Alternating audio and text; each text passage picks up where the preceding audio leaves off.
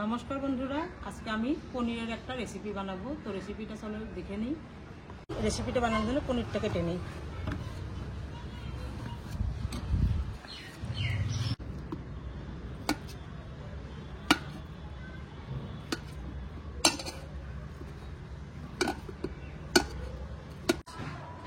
এই যে উনুনটা জ্বলে গেছে, আমি এখন কড়াইটা বসিয়ে দেবো।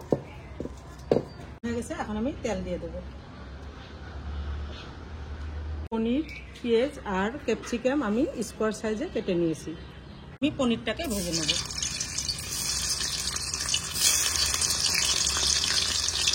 লাল কালার করে ভেজে নিলাম। পনিরটা ভেজে নিলে কি হয়, খেতে খুব ভালো লাগে। এই তেলে দিয়ে দেবো ক্যাপসিকাম আর পেঁয়াজগুলি। এক টুকরো পনির রয়ে গেছে, ভেজে নিয়ে এটাও।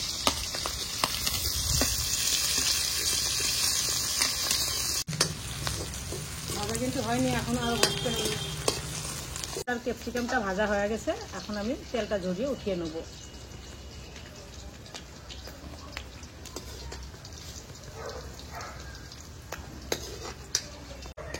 যা গরম পড়েছে বন্ধুরা, উনানে রান্না সেই গরম লাগছে। তেলে ফোড়ন দেবো শুকনো লঙ্কা, তেজপাতা আর গোটা জিরে, পেঁয়াজ কুচি, লঙ্কা কুচি আর টমেটো বাটা।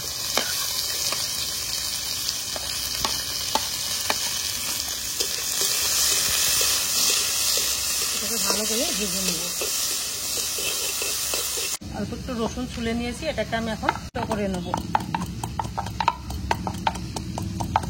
এই যে থেতো করে নেওয়া রসুনের গুলি এখন দিয়ে দেবো।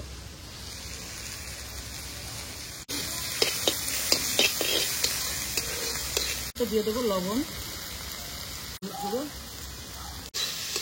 পেঁয়াজগুলি ভাজা হয়ে গেছে, এখন আমি এক এক করে মশলাগুলি দিয়ে দেবো।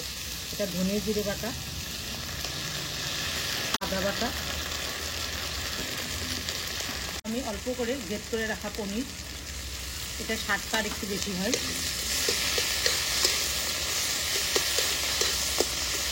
শুকনো লঙ্কার গুঁড়ো, এখন অল্প করে জল দেবো যাতে মশলাটা ভালো করে ভাজা হয়।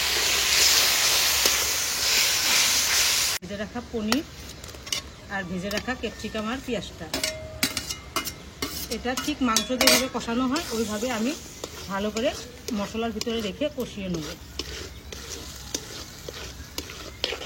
এই যে দেখুন, খুব ধিমে আছে, এটাকে আমি কষিয়েছি।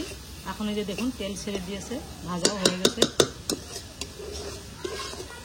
এটা ভাজা হয়ে গেছে, এখন আমি জল দিয়ে দেবো।